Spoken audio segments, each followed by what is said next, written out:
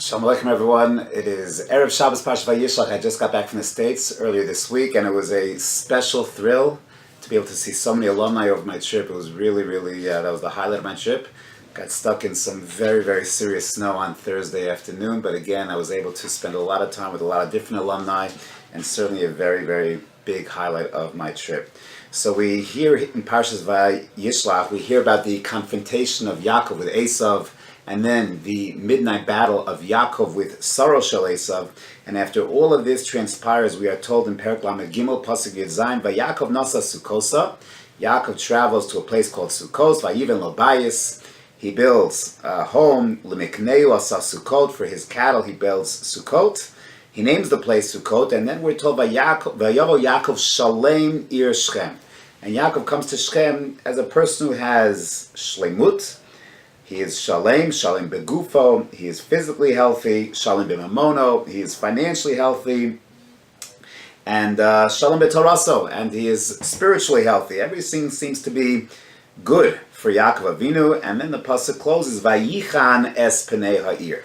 Literally, he encamps in the city, and Rashi points out in the name of the She'otos, Erev Shabbos Haya. It was Erev Shabbos, so he camps around the city, Vayichan, and it was Erev Shabbos. Rashi's quoting a little bit of a medrash, but the medrash elaborates and says Erev Shabbos, and what does it mean? Vayichan es Pnei Ha'ir.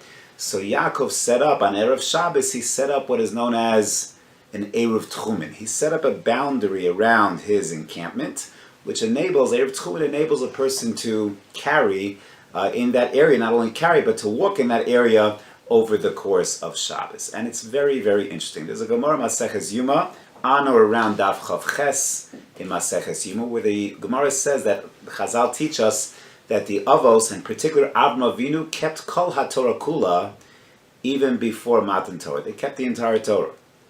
And then the Gemara says, even mitzvos derabanan, they kept.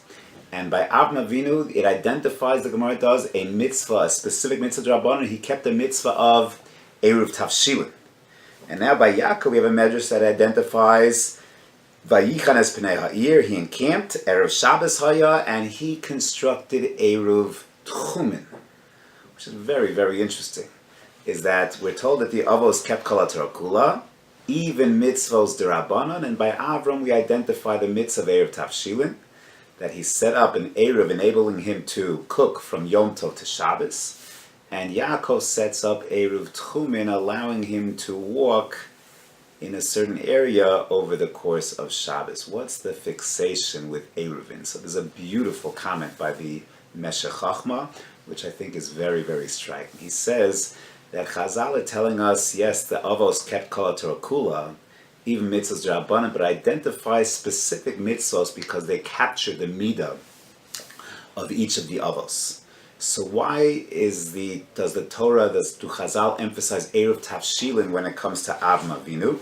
So Erev Tavshilin, if anyone studies Maseches Beitza, the second pair, we understand how does Erev Tavshilin work.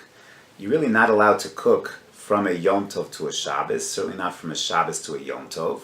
How does the Erev help? So what the Erev does is it's built on a concept called Hoil.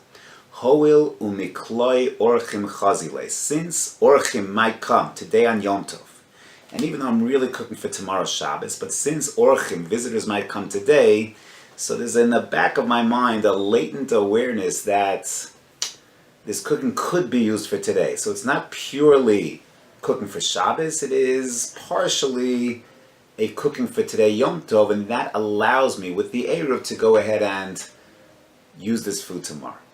That's the concept of Hoil. So the whole premise of Erev Tavshilin is built on the fact that Orchim, visitors, might come, and I'm going to supply them with food.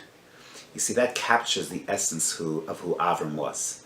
Avram was and is known for his Hachnasis Orchim. He was the Machnis Orchim par excellence. He opens his tent on all four sides in order to allow visitors to come in, and he does Kiruv Rechokim. A good shulent is the best way to bring a person closer to Yiddishkeit, and it's through his Hachnasis Orchim that Avram spreads the word of Ribono Shalom, of monotheism throughout the land. That was his midah Hachnasis Orchim, the midah of Knilas Chasadim. Yaakov Avinu was different. See, Avram, in his children, he had, on the one hand, he had, of course, a Yitzchak, but he also had a Yishmael. Yitzchak has a Yaakov, but he also has an Esav. Yaakov Avinu had Yud Beis Shvatim, and his bias was Shalem. He had it all, as we were told. Vayavo Yaakov Shalem Ir Shechem. He has Yud Beis Shvatim. This is all Klal Yisrael. There are no, if you will, foreigners in the house. And for Yaakov, the mission was not per se a mission of proselytizing, a mission of Kiruv Rechokim. His mission now was to keep his family strong. And therefore, when he gets to Shechem, with the challenges that Shechem will no doubt bring, his first thing that he does in Erev Shabbos is to set up Erev Tchumen, to make boundaries, to make sure that his bias is 100% secure. Yaakov Uvanav Yanuchubo. It's not just Yaakov anymore as a singular Av, it is now Yaakov Uvanav, and he has to work very, very hard to make sure that not only is his bias Shalem right now, but it has to stay Shalem.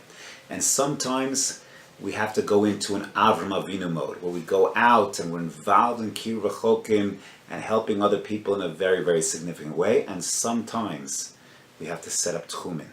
We have to set up our boundaries and make sure that our bias is taken care of, that everything on the inside is fully, fully accounted for. And that's really the ultimate message, says the Meshech Chachma, of the Erev Tafshilin of Avram Avinu and the Erev Tchumen of Yaakov. To know when is the time to be out there, when, yes, being out there sometimes makes us vulnerable, but we're strong enough to go ahead and make sure we are ourselves pure and unadulterated, and therefore we can go ahead and help others. But there are other times in life where we have to work internally. We have to make sure that our bias is protected, that our bias is secure, and that was the modality that Yaakov Avinu goes into.